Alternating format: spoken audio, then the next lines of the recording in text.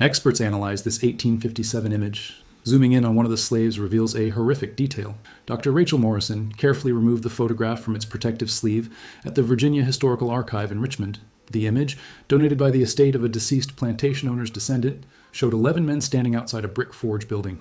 Smoke rose from the chimney behind them, and various iron tools lay scattered on a workbench in the foreground. The photograph was dated March 1857 and labeled simply Ironworks Riverside Plantation. Rachel had seen dozens of similar images during her career documenting antebellum labor practices, but something about this one caught her attention during the initial cataloging process. She positioned the photograph under the digital microscope and began her standard examination, scanning from left to right across the faces of the men. Most stared directly at the camera with expressions of exhausted resignation. Their clothing was stained with soot and sweat, their hands calloused and scarred from forge work. Then she reached the fifth man from the left, a tall figure, standing slightly apart from the others, his muscular arms crossed over his chest. Rachel increased the magnification and froze. On his left shoulder, visible where his torn shirt had slipped down, was a distinctive mark. Not the random scarring common among laborers, but a deliberate brand in the unmistakable shape of an anvil. Rachel had studied branding practices extensively. Slaveholders occasionally branded enslaved people as property markers, usually with initials or simple symbols. But an anvil? That made no sense as an ownership mark. It was too elaborate, too specific. She photographed the detail and sent it immediately to her colleague, Professor David Chen at the University of Virginia, who specialized in punishment practices in the antebellum South. His response came within the hour. "I've never seen anything like this. Can we meet tomorrow?" David arrived at the archive the next morning with a stack of reference materials and barely contained excitement. Together they examined the anvil brand under maximum magnification, measuring its dimensions and noting every detail of its design.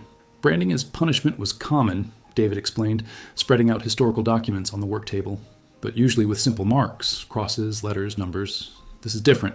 This was meant to send a specific message. Rachel began searching through the Riverside plantation records, which had been preserved remarkably well. The plantation, located along the James River near Richmond, had been one of the largest iron-producing operations in Virginia before the Civil War. Its forge supplied tools, hardware, and equipment throughout the region. In a leather-bound overseer's journal from 1856, she found the first reference. October 15th, discovered that the blacksmith Isaac has been fashioning implements not authorized by Master Thornton. Upon investigation, found hidden cache of files, chisels, and pry bars of a design suitable for breaking shackles and locks. Reported immediately. David leaned over her shoulder as she continued reading. The next entry, dated October 18th, was more detailed. Master Thornton ordered severe punishment for Isaac and 5 others implicated in escape plot. Isaac branded with anvil mark as warning to others. The tools of his trade turned against him. He is forbidden from working the forge, but Master Thornton relented, as no other blacksmith possesses his skill. He may continue work under constant supervision. They sat in stunned silence. The anvil brand wasn't just punishment, it was public humiliation. A permanent reminder that Isaac's skills, which made him valuable, had also been used for resistance. There were 5 others mentioned, Rachel said quietly. An escape plot. We need to find out what happened to them. Rachel and David spent the following week reconstructing Isaac's history through plantation records, sale documents, and regional archives. They discovered he had been born around 1825 on a smaller plantation in North Carolina, where his father had been a skilled blacksmith. Estate records from 1840 showed that 15-year-old Isaac and his father, also named Isaac, were sold together to Riverside Plantation specifically for their metalworking expertise. The sale price was unusually high, $2,400 for both, reflecting their valuable skills. The plantation ledgers revealed Isaac's importance to the operation. He produced everything from horseshoes and door hinges to complex mechanical parts for the plantation's steam-powered equipment. His work was noted as superior quality and essential to operations. But Rachel found something else in the records. References to special commissions, where Isaac created items for neighboring plantations, and even for merchants in Richmond. The plantation owner, Edward Thornton, essentially rented out Isaac's services, generating significant additional income. He wasn't just a blacksmith, David observed, examining invoices for Isaac's work. He was an artist. Look at these descriptions. Decorative ironwork, custom tools, precision instruments. This man had extraordinary talent. In the Virginia Historical Society archives, they discovered letters between Edward Thornton and other plantation owners. One from 1855 praised Isaac's work.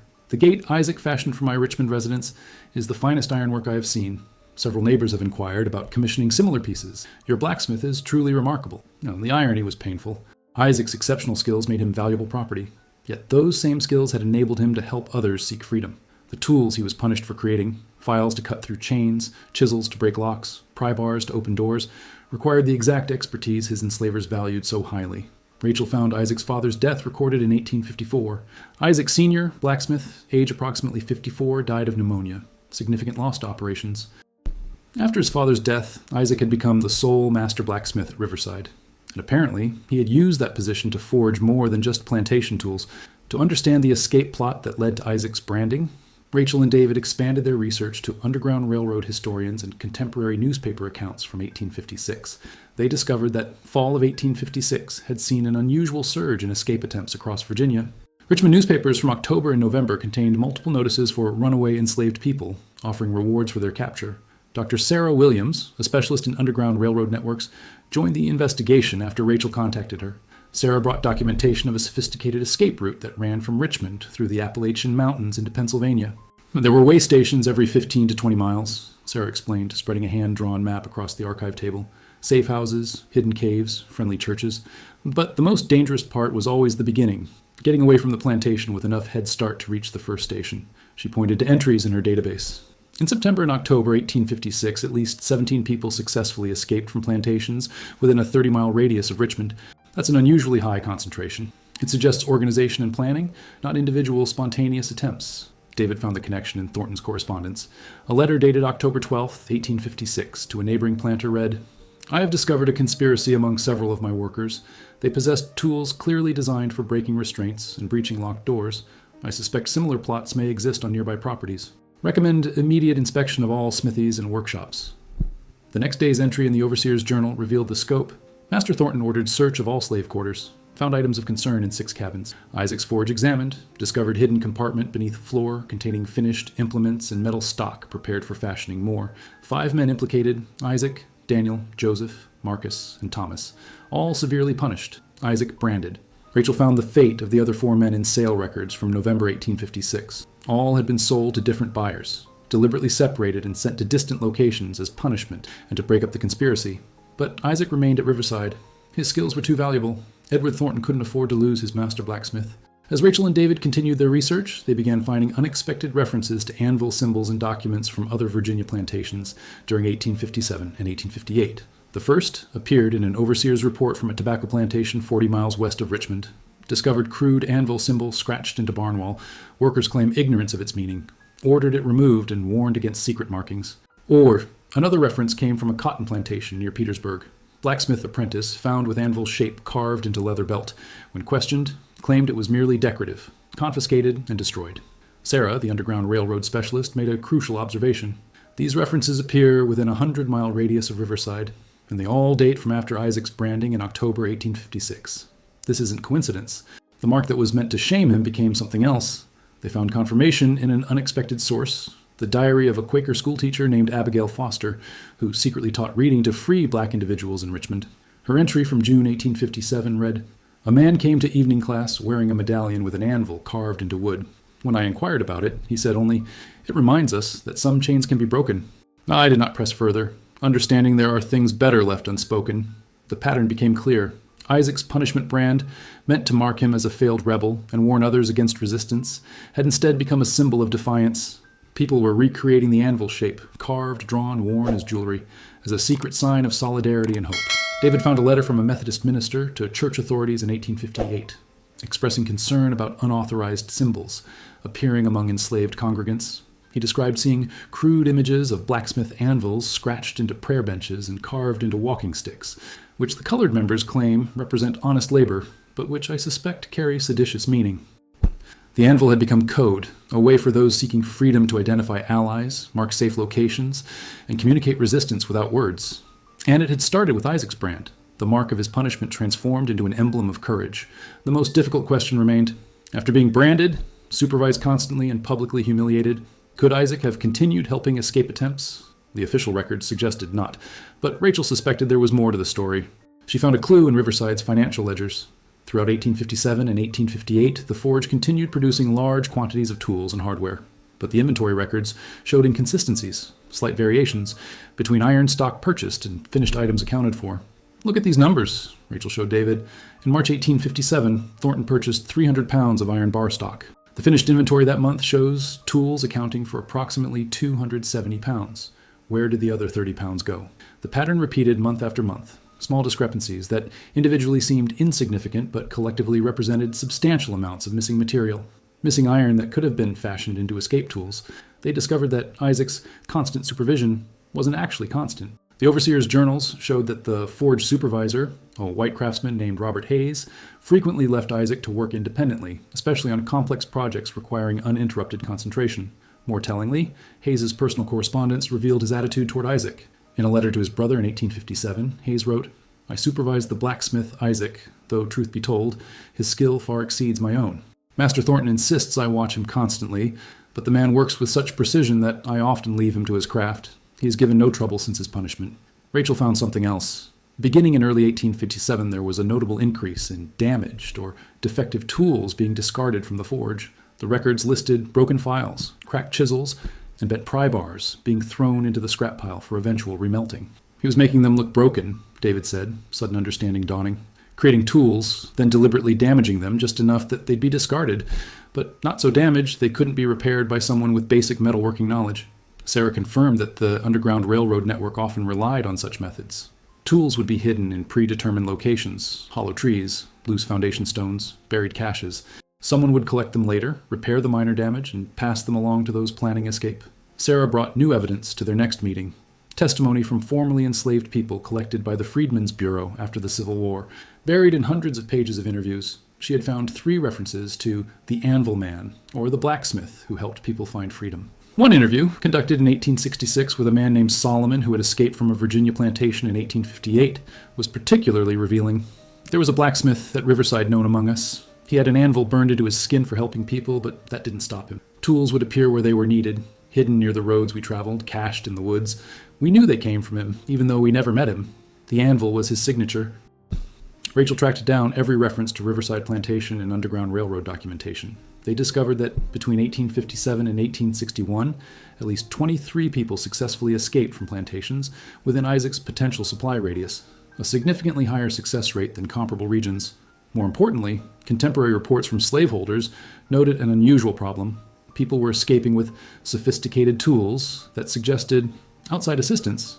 Lyons, a plantation owner near Fredericksburg, complained in 1859 that runaways were equipped with files and pry bars of professional quality, far superior to anything these people could fashion themselves. David found evidence of Isaac's distribution network in an unexpected source, interviews with white Underground Railroad operators conducted in the 1880s. A Quaker merchant named Thomas Webb described how tools would be discovered in his Richmond warehouse.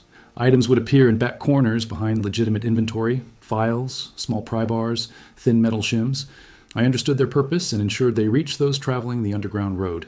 I never knew for certain where they originated, but there were whispers about a blacksmith marked with an anvil who continued his defiant work despite punishment. The network was sophisticated. Isaac would create tools disguised as legitimate forge work, intentionally damage them enough to justify discarding, and hide them where intermediaries could collect and distribute them.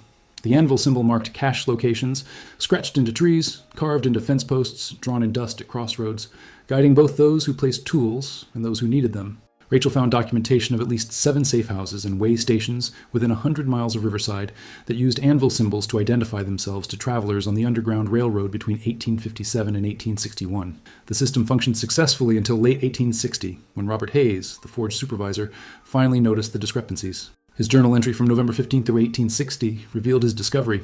Upon careful inventory, I note significant iron stock unaccounted for over past 3 years. Confronted Isaac, who claimed waste from failed castings and damaged pieces. Explanation seems insufficient. Reported concern to Master Thornton. Edward Thornton's response, recorded in his personal correspondence, showed his dilemma. Hayes suspects Isaac of diverting forge materials for unknown purposes. I'm torn between investigating further and maintaining ignorance. Isaac's work remains exceptional, and his value to the plantation substantial. The thought that I might harbor a continuing conspirator troubles me, yet the economic reality of replacing him is daunting. I have ordered stricter inventory controls, but will take no action against Isaac without definitive proof. Thornton chose economic pragmatism over punishment, but he did increase surveillance, assigning 2 overseers to monitor the forge in rotation, ensuring someone always watched Isaac work. The overseer's journals from December 1860 through March 1861 documented frustrated attempts to catch Isaac in wrongdoing. Watch the blacksmith continuously today. All work appears legitimate, no suspicious activity observed. The entries repeated with slight variations for months. Then came April 1861 and the outbreak of the Civil War. Virginia seceded, and Riverside Plantation's forge suddenly became crucial to the Confederate war effort. Thornton received contracts to produce military hardware, horseshoes, wagon parts, and weapons components. A new entry appeared in Thornton's ledger, dated May 1861. Given current circumstances and need for maximum production, have relaxed some oversight of forge operations. Isaac works best without constant supervision. His loyalty during these troubled times will be noted. The cruel irony wasn't lost on Rachel as she read this. The same war that would eventually end slavery had, in the short term, given Isaac more freedom to work unsupervised, because his enslavers needed his skills to fight against liberation. But there was no evidence of what Isaac did with that opportunity. The records from 1861 through 1863 showed only legitimate production, hundreds of horseshoes, countless hardware pieces, repair work on military equipment. The breakthrough in understanding Isaac's fate came from an unexpected source. Union Army records from the occupation of Richmond in April 1865. Among the documents preserved at the National Archives, David found a remarkable report. Captain William Bradford of the 5th Massachusetts Cavalry had been assigned to assess industrial facilities in Richmond after the Confederate surrender.